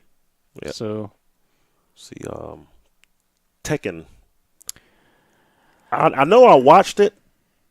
I can't remember if it was great or not, which means personally, I wasn't too pleased special. At the end. Yeah, because it was a Fox versus Fox finals. Yes, was it Sync and JDCR? Yep. Oh no, not Fox. No. Oh yeah, Echo Fox. Okay, Echo Fox. Echo Fox. I remember seeing Steve Fox in there. Yeah. No, Saint and JCR by Echo Fox sponsor, and that was the grand finals, and. Of course, some people are going to say collusion and stuff like that. Yeah, I remember some folks kind of bringing that up. I thought they were actually doing it, but it just didn't. The only concern I had that looked weird was like I think there were some like drops that I seen and Tro's landing, which usually they're perfect. They're pretty consistent with Trotex. And other than that, I mean, it's still a good thing to watch because you're still getting the best of the best kind of like. Matches to look into to see how they're playing in neutral and all that, and how they're taking their game. I just personally think early top 8 was the best part, and late top 8's not. It's okay. It's best. I think Rev Tekken over in Philippines that happened like a month ago. I think. I think that was really good. If you're gonna like, Of all events from like the past few months, I think Rev was the Tekken tournament to watch, at least for top 8. Cool. Even 16, I think, was good. All right. Let's see, it's already 8 o'clock, so we need to move on a little bit. Yep. The proposal. Yes, proposals. The little esports video by John D. Did you actually see it? Yes, I did. I hadn't seen it. Because it's taken down probably. It's so hard to get it. I never really looked. I read the article. I think the video was in the article I read, but I was at work. I didn't get a chance to see it, and then I forgot since then. But, still on my computer. Kept it on archives, on file. Yeah. Not going away. Oh, I'm sure I could see it if I wanted to, but yeah. I can send it to you. So what's the big deal about it? Is it just that folks didn't think they were gonna try to esport it, or? I think the only upset is they're seeing how Street Fighter 5 did, and looking at this. I think some are concerned that they're focusing too much on rushing for the esports than they do trying to complete, relish and do well, finish up the game. Finish the game itself. I think this game is in a completely different spot than Street Fighter 5 is, though. Personally, I think they're at where they want to be at, because I mean they announced this release date a long time ago, and they seem pretty comfortable with it. I thought the release date was kind of short though. It was like, I think when I heard it, it was like August. Like, really? I usually expect games to come out like after a year or two. After don't forget, you usually don't hear an announcement of a game until months, if not years, until it's being made. And then when they build it up to something that they want to show, that's when there's like, hey, here this is, and it'll be out in a year, or 9 months or 18 months, or no date at all, because like Blazers Cross Tag Battle, that had no date. And I'm pretty sure there's a couple other games I'm not thinking of at the moment that they do that. They just reveal something. And there's no date. But if you look at that BlazBlue thing, there was very little gameplay, if any, in that announcement, because it probably wasn't a whole lot to show. Yeah. This game they've been showing for months now, because it's getting done. So, but I can understand folks' concern with it. However, This was just a proposal video that no one was supposed to see. This was that guy showing Capcom what he envisioned for it to be and everything. This was like privately for Capcom and probably ESPN, maybe. Whoever's supposed to be looking at the video is supposed to be for them only, not for the public. And then it leaks out, and everybody starts making assumptions and stuff, and poor guy's like, sorry about that, you wasn't supposed to see that. And then you say that the proposal that was made is not final, and it's prone to changes. Yeah, which I don't know. Which I'm sure is pretty sure it's gonna be relatively the same. Yeah, or they couldn't just not do it at all and be like, oh, see, that could happen. Could just decline it. But I'm not surprised at all that, somebody inside of Capcom seeing that, you got Street Fighter 5, its sales aren't great, but doggone it if it's still not the number one game at all these events and the esports and stuff. Obviously that's where we need to go. Not only with Street Fighter 5, Street Fighter 5's already there, we might as well bring this game up there behind it. And there's DLC stuff. It's probably helping a bit too. Yeah. But usually the MVC games are the hype games and everything, and they know this. They know what everybody wants in that game and how it's probably going to end up doing well at these things anyway. So let's go ahead and get behind it 100%. I don't see anything wrong with that. Yeah, personally, the proposal thing, or just the idea that that's what they want to do with it. Yeah, I mean, I don't mind the whole thing. But that's something I would like for it to happen. Honestly, I wouldn't want that to happen. Yeah, but I understand that some folks concerned that they're concentrating too much on this. But some folks got to realize that Capcom's a pretty big business. They have a part of the business that makes games and a part of the business that tries to sell games, and even a smaller part of that part of the business that tries to do stuff like this. Just because that guy over here is doing this doesn't mean that these guys aren't making the game. They both can happen at the same time. So I think the concern that they're not going that they're more worried about this than finishing the game is totally off base. Personally, I understand folks' concern, but I don't think there's anything to be concerned about. Yeah, I think the comparison would probably be like with how Dota does things. That's probably how they're probably like treating it. So I think Dota, they try to complete the game as much as they could and try to bounce it as much as they could weekly or monthly. They do a lot of patches, I think, right? I don't know. I know they make a lot of... Not a big fan of those games, so... Neither am I. But I'm aware they make a lot of changes over time. And they do try to make the game better as they could. And... Yeah, but you're talking about folks that play those games are playing for like millions of bucks. Yeah. Not a few, maybe tens of thousands at best. So yeah. And it's not team based. So yeah. Probably less payouts overall. But overall, I guess I need to watch the video or whatever. But was it like a $650,000 prize pool and all that, which is pretty good. This is like some rules and regulations. So how it will be handled, like who owns the distribution of, like where the fees are coming to, and how the venues of the whatever tournament is going to handle the systems which Capcom will provide. Which did they do that for Street Fighter V? They provide for everything for setup, because I thought that was if it's a CPT event, I think they do. I think for a lot of setups, or just for the main setup, like stations. I know at least for them, because final round last year, the first year of it, I don't think Capcom provided it for final round last year, but that was the first CPT for Street Fighter V. I believe, I may be wrong, but I believe they do it since, though. Okay. So, I mean, it would make sense. I mean, way back in the day when I was working at EB Games, Microsoft we did an MVC2 event down at South. And I didn't find out until like the week before, but the Microsoft rep came in, and I was telling her about what was going on. She asked what system we were playing on. We were playing on Dreamcast. And she was like, "Oh, if you did it on the Xbox, I could have brought you like six copies of the game, and they would have gave us extra prizes and stuff like that." It's like, I wish you'd came in like 3 weeks ago, because it was already set. I already told everybody we were doing it on Dreamcast. But yeah, usually they want you to do it on the setup, and it's way better. That's what Bandai did with the Gundam at Evo. They brought all the setups. They even brought a special build of the game where you didn't have to be connected to the internet, where they somehow connected it. He wasn't allowed to show it, but they somehow connected the PS4s where you could play like everybody without having to go online and everything. Wow. So, I mean, that's neat. That's nothing but a good thing. If a company wants to get behind it like that, hey, you want to bring all that stuff? Sounds like an arcade modified PS4 version. Yeah, it was some kind. It was obviously. Does the arcade version run on a PS4?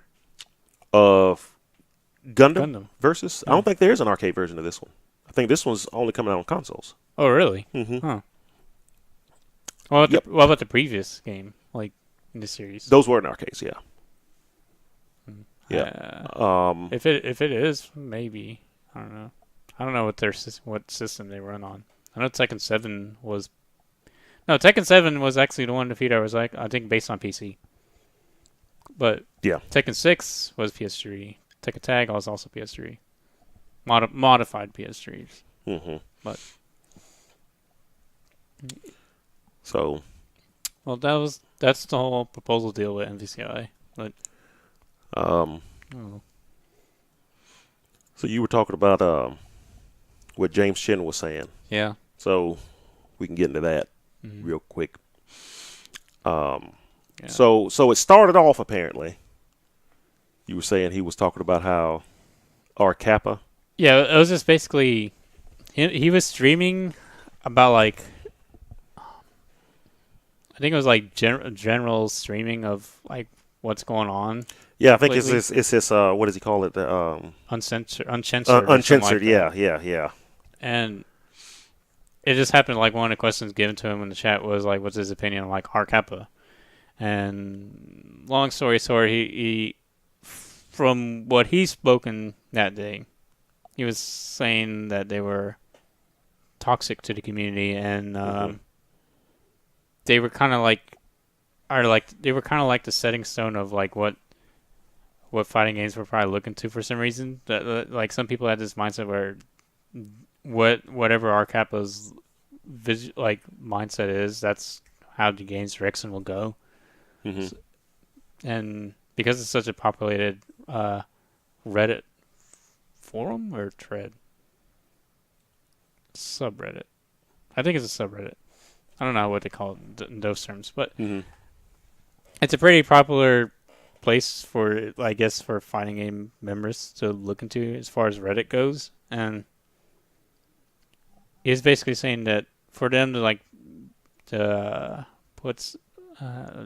display any like negative remarks to the Capcom franchise in general, I think that's like, I think that's really poisonous to the scene, and that's gonna take down all the effort that was done to make the fighting games where it is today, especially Street Fighter V. And it was pointing out that like if Street Fighter V wasn't a thing, then what happened now, it wouldn't be here today. Right. Like no fighting genres would be. Yeah. It would be dead pretty much, like the Dark Ages or something like that. Oh, well, Third Strike was kind of like the moments of that. And I think that's what a lot of folks took exception to, right? Yeah. The whole Street Fighter. If it wasn't for Street Fighter, we wouldn't be. If it wasn't for Street Fighter V, we wouldn't be where we are today and stuff. Yeah. But okay. People gotta know that that's just on the spot remarks. Right. Like, people can get kind of emotional and that kind of stuff. So you'll make accusations like that initially, but there's like more to it.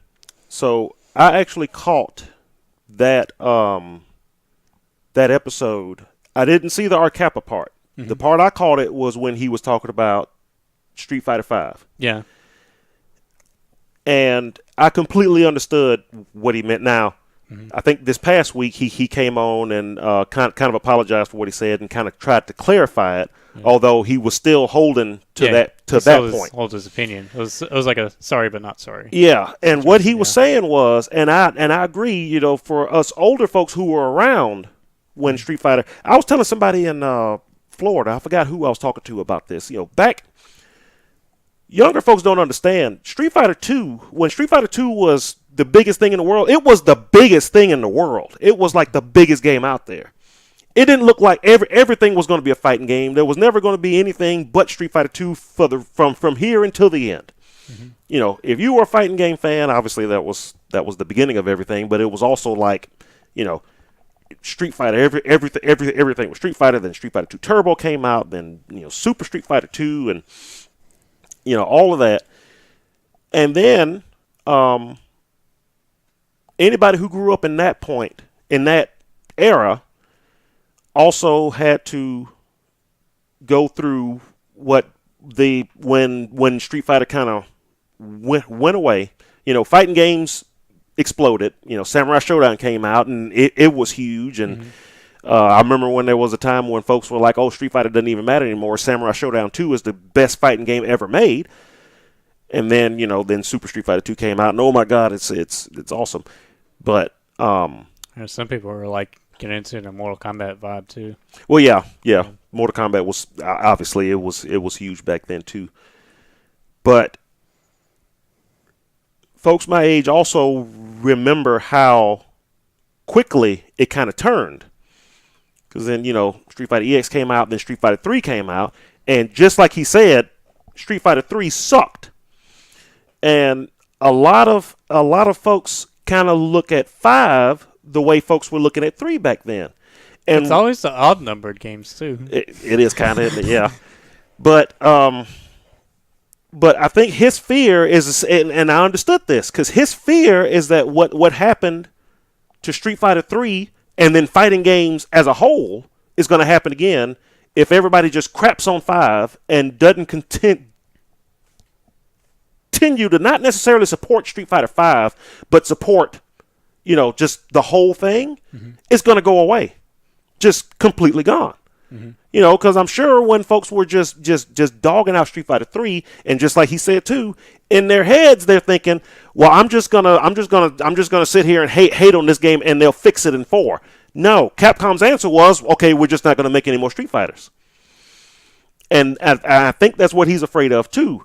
These folks that come out and just don't come out and say something constructively about it. You you can say bad things about it, but when all you come out and say is just like this game is shit, and just stupid stuff that doesn't constructively help build something better down the line. If all Capcom sees is I hate this, I'm never playing this game again, all they're hearing is, then why am I going to spend any more money making any more of this? Yep. You just said you're never going to play this game again. Okay, we're just not going to make any more Street Fighters, and that's what happened after 3. Yeah. So James's fear was from growing up in that time, and I have the same fear. If Street Fighter V just doesn't work, Capcom, we wait another 10, 15 years before the next Ono comes up and just begs and please, let me try to make a fighting game. Please, I swear I can make it work. And it's like, okay, fine. But until then, we just have the big drought where all we have is like the anime games and stuff like that, which really kept fighting game fans afloat back then because, once Street Fighter 3 came out and was a bomb, pretty much everything went off the cliff. Yeah. You had Guilty Gear and stuff like that. And that stuff, had its audience, but the mass appeal, you didn't have the mass appeal that was Street Fighter. Just like you said this week, it's like if you go up and ask somebody if they ever play Street Fighter, they can say no, but I guarantee you if you showed them a picture of the main characters of it, they know of them. It's a whole cultural thing now. And Street Fighter, whether you like it or not, is at the head of it. It's for fighting games, it's the one thing that everybody knows. And again, coming up in a time when what happened with Street Fighter 3 and fighting games as a whole just went away after that, that's where he's coming from. And I completely agree. And older folks would I'm sure most of us would completely agree with what he said because we saw it happen back then. Yeah. Street Fighter 3 came out, and even though the Versus games were good, MVC 2 came out, but nothing else came out after that because Capcom was convinced nobody wanted to play fighting games anymore because the crown jewel of fighting games didn't do well. So why would I waste any more money on this genre? I'll just go do something else. Especially when they got RE7 selling well. We'll just make more games like that. We won't even bother with fighting games. That's all he was saying. That's what he meant. And again, it comes from growing up and being around in that era when the fighting game drought hit. It hit hard. There was nothing. Because the last stepping stone of that was like what? It was either CVS2 or it was. I mean, if you guess you want to really say what killed it was probably like Capcom Fighting Jam, maybe. Because that was the last of their fighting series. Well, see, I would, but I mean, but really, by the time that came out, the move away from fighting had been happening. That was just kind of the last grasps. Yeah. Third Strike was trying to hold on to it. The 3 series was kind of like the start of it. Yeah, so like Capcom Fighting Jam was probably like the end of it. That was probably the tail end of it. Yeah. Then you had, again, you had basically just the Japanese games because nobody in America was making them anymore. I mean, we still had the MK series, but that was also obviously its worst era too. If you look back at those games, there just wasn't an interest in it anymore. Because from a business standpoint, if Street Fighter can't sell, then what the hell am I going to do? Even if I tried to come out with something new, it's not going to work. Because at the time, people were thinking 3D was like the thing to go for. Yep. So that's what he meant by that. I completely understood, and then I completely understood when he came out to do the sorry not sorry thing because I agree. I think he's still right. And just like he also said, that doesn't mean you have to come out and love Street Fighter V. Yeah, you can come out and you're all completely allowed to not like Street Fighter V, but be constructive about it. Don't come out and just badmouth it, just to badmouth it. Come out and say exactly what you don't like about it, why you don't like this, what they can do to make it better. Because when you do that, they think, okay, we can fix it in the next one. If all they hear is I'm never playing this game again, then guess what? You're not playing Street Fighter again for 15 years. 10 years, however long it was between Street Fighter 3 and Street Fighter 4. we're going to go through that again because Capcom as a company, they're only interested in making money, and they know if Street Fighter doesn't sell, then why are we even making fighting games anymore? Obviously, the fad's over. Nobody likes fighting games anymore. We're done. Right. So, yeah, I think he's like, because some threads in there, it's kind of like, yeah, you can tell. I guess that's where he's probably like mostly upset about it. Probably, I probably would be too. Mm-hmm. Is like, they have constant threads saying how many you like hate Street Fighter 5 or something like that. Just say this outright as threads, like it's not really necessary. Yeah.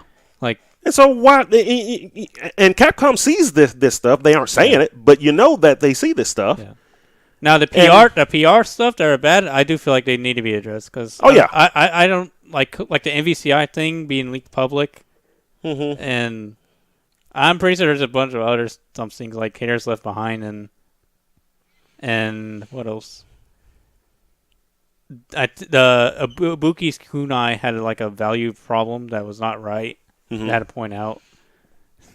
I don't know. There's kind of like a list of things to point out, but when you hear things like general emotions stuff to describe a game, I feel like that's kind of yeah. That doesn't really help anybody. Really, it's not helping anybody. And if anything, it's just going to make Capcom go, okay, fighting games are done, and that'll be the end of it, and we'll be right back where we were back in 2003, 2004, where there was just nothing. Just Tekken. I think Tekken was like the only game that was kind of like pretty striping much all right, especially over here. Yeah, yeah. So yeah, there's that. Like I said, I think older folks would understand it. If you came up in the era where Street Fighter was the biggest thing in the world, and then all of a sudden there was no fighting games, you understood exactly what he was saying. Nobody wants to see that happen again. Yeah. No fighting game fan wants to see that happen again. So, again, you don't have to like Street Fighter 5. You can completely just not like the game. I don't. But but if all you do is come out and talk crap about it, and Capcom hears this, and they start hearing more and more, and they never hear anybody, again, let's talk about how we can make it better, not how you're never going to play it again, because they hear I'm never playing this game again. All they hear is, okay, well, I don't need to make this a game anymore. You're not going to be invested on the sequel or anything like that, or any. Because that's what happened with Street Fighter 3. It's exactly what happened with Street Fighter 3. It was so different that, particularly the mass audience, just because I remember the first time I played Street Fighter 3, I hated it. It was beautiful. Yeah. Animation, the artwork, everything was great. But I hated it. It's like, I do not like this game. And probably dynamicness. I'd say art style and I think how dynamic the gameplay is probably one of the only good aspects of it. Everything else, I guess you probably can include music, I guess, but that's taste. Almost everything else is kind of like a bad decision. Not bringing old characters. Yeah. Like that's really a big staple there. Yeah. And this was still back in the days before the internet was really a thing, so all they had to go off of was sales. Yeah. And arcades just wasn't buying Street Fighter 3 because nobody was playing it. This game sucks. Okay, fighting games are over. It's done. And but now with like Reddit and places like that, where Capcom can just be bombarded constantly with just bad stuff, you're not making an argument to keep fighting games going. You're making an argument for them to stop making fighting games. And again, like it or not, Street Fighter is the crown jewel of the whole FGC, and if it starts not shining so well, Capcom will just take that jewel away, and everything below it, just like James Chen said, agree or not, everything below it will go away. Will just crumble. Yeah. Does that mean that folks still won't play Blaze Blue or Guilty Gear or stuff like that? No, they will, but you won't have as much interest.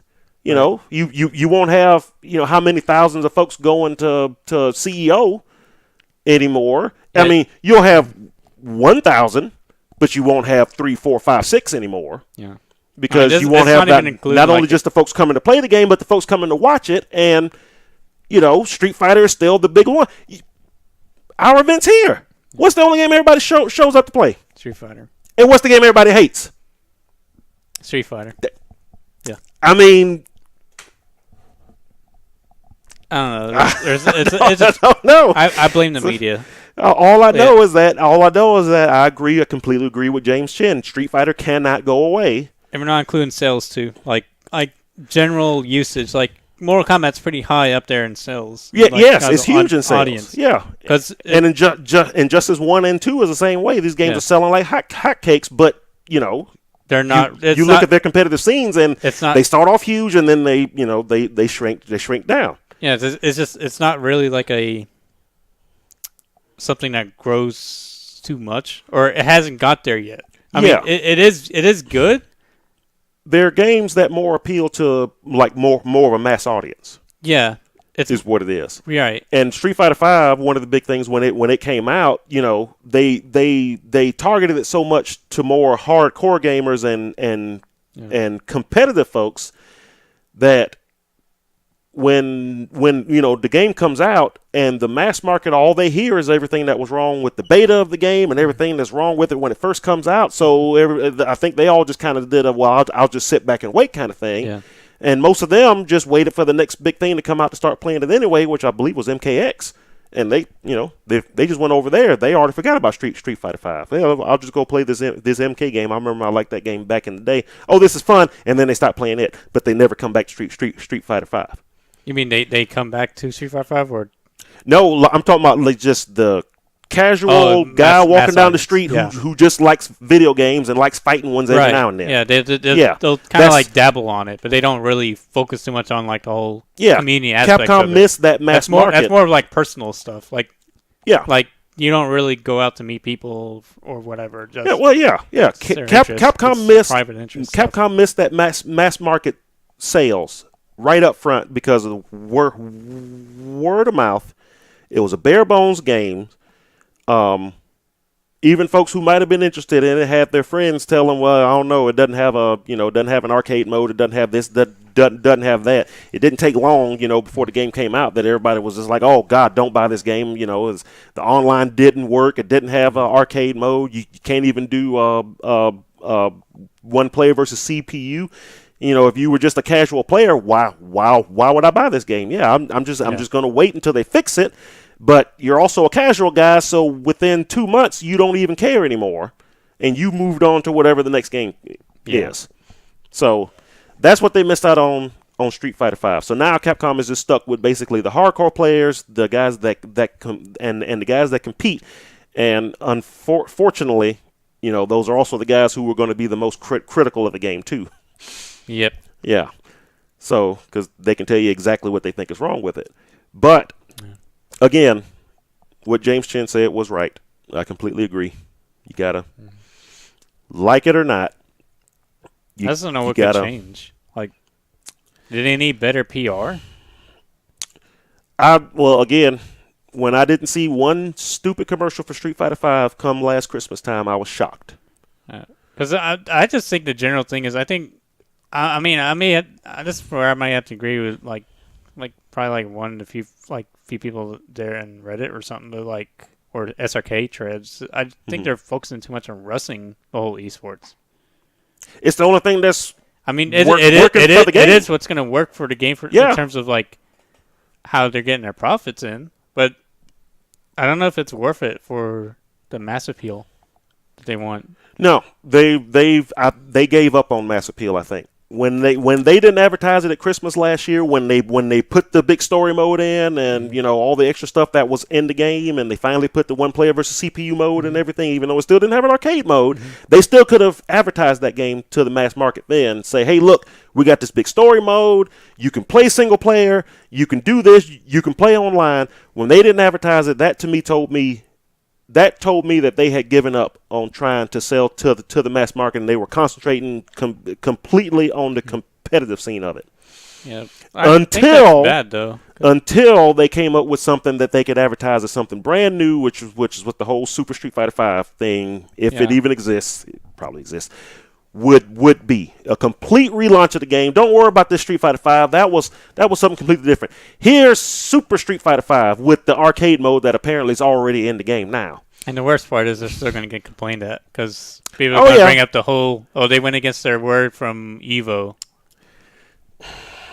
See, I honestly wish that was just never on the Evo slide at all because Blaze Blue had like so many things, right? And I don't think many people complained to that, but they still would go ahead and complain Street Fighter titles. So. Which I presume the Street Fighter V update itself would be free to everybody who already has Street Fighter V, so they wouldn't technically be going against it. Yeah, I know they said there will never be another disc, but okay, throw that crap out the window. Here's a disc with everything from Street Fighter V Season 1 and 2. Yeah. Starting with Season 3, you're in the same boat as everybody else. Yeah. Now, that, here it is for $60 because, Street Fighter V now is effectively $20. So you release Super Street Fighter V at $60 again. Mm-hmm. You're getting Street Fighter V.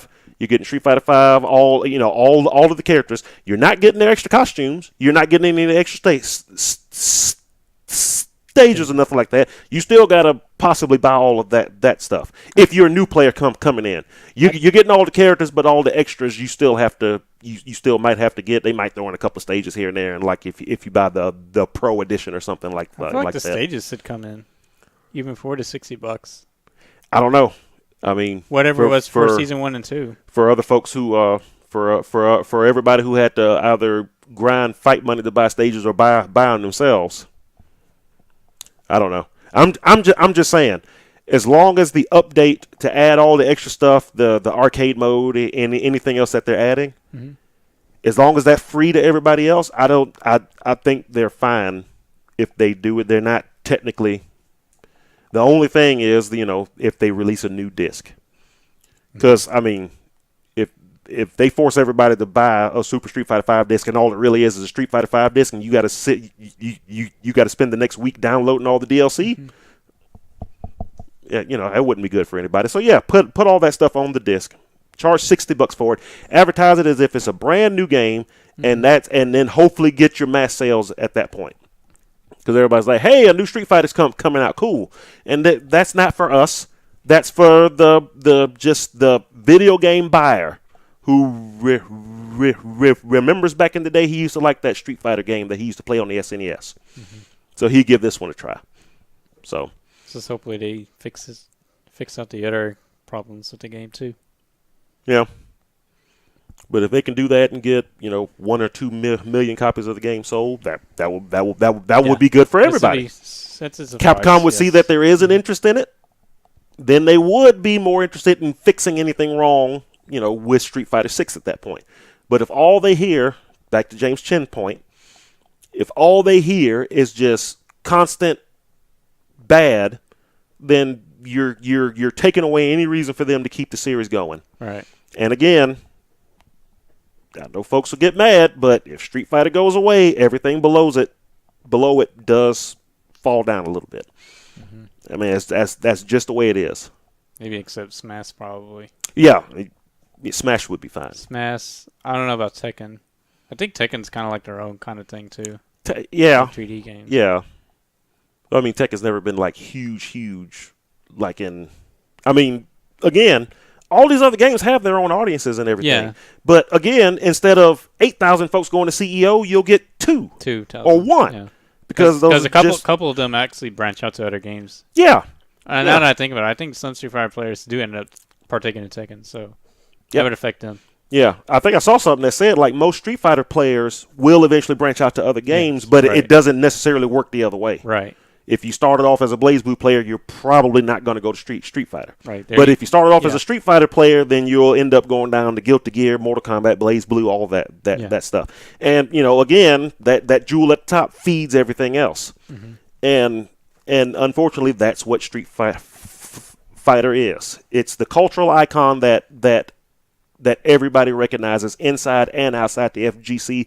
And if it goes away, the FGC becomes much smaller. And I know folks don't like to hear it, but it's true. It's true because folks like James Chen and me saw it happen. again, going back to Street Fighter 3, and the thought did cross my mind, God, I hope this isn't the Street Fighter 3 thing again, because I really don't want to go however many years without playing a fighting game again. You know, something besides Blaze Blue, which I don't guess there's going to be any more Blaze Blues. I wonder what they will do after that. But either way. They said there was going to be another game for that. Even like another title of it. Well, they said Central Fiction was supposed to be it. That was that's it. What they said, but then I'm hearing rumors that there isn't. That wouldn't surprise me. Wouldn't surprise me at all. I mean, I'm wondering if this is going to be more than... How many versions of Street Fighter 2 were there? Street Fighter 2, Street Fighter 2 Champion Edition, Street Fighter 2 Turbo, Super Street Fighter 2, Super Street Fighter 2 Turbo, then eventually Hyper Street Fighter 2. Yeah. 6. And then, of course, there was the... Ultra Street Fighter 2. I don't know if you even count that or not. Well, I mean, I guess technically you could. Just years after. Mm-hmm. Then there was Hyper X. That was the Grandmaster Challenge. I think so. Was that the Dreamcast one that was online? Something like that, yeah. For the matching service. Which goes back to Darkstalkers. I wonder if we're ever going to get a Darkstalkers. Why the hell didn't they just release the Dark Tower? Money. I say, anytime I think of that, it's like, why didn't they just release the Dark Tower? Why did they release the arcade version of 2 and 3? Nobody wanted the arcade version of 3. Okay, I'll take that back. 17 guys that played it in the arcade wanted the arcade version of 3. But the console version was the best version of 3 because it had more characters in it. And the Dark Tower was every Darkstalkers character in one game, and you could pick... Oh, it was so easy! Balance problems? I don't know. Oh! And then that game doesn't sell because nobody wants the arcade version of 2 and 3. And then they're like, oh, well, obviously nobody wants a Darkstalkers game. Damn it! Yeah. Kind of like with Third Strike 2.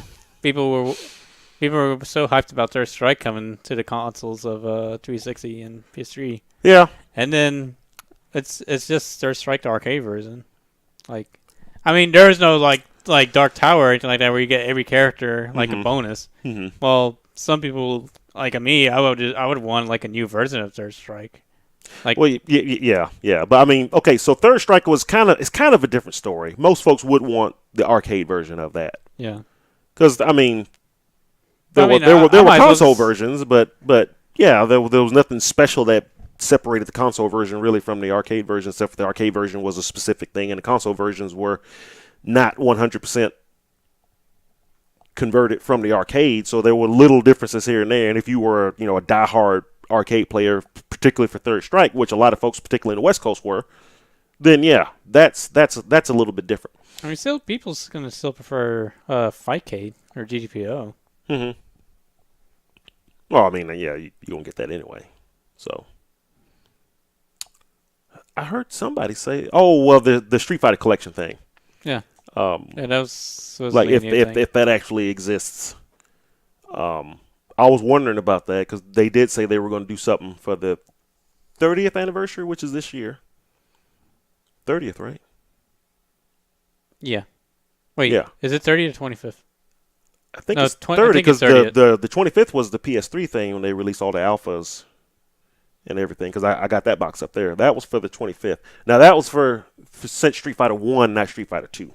Yeah, I'd say 30 years. That doesn't make any sense. I wasn't 8 when that game came out.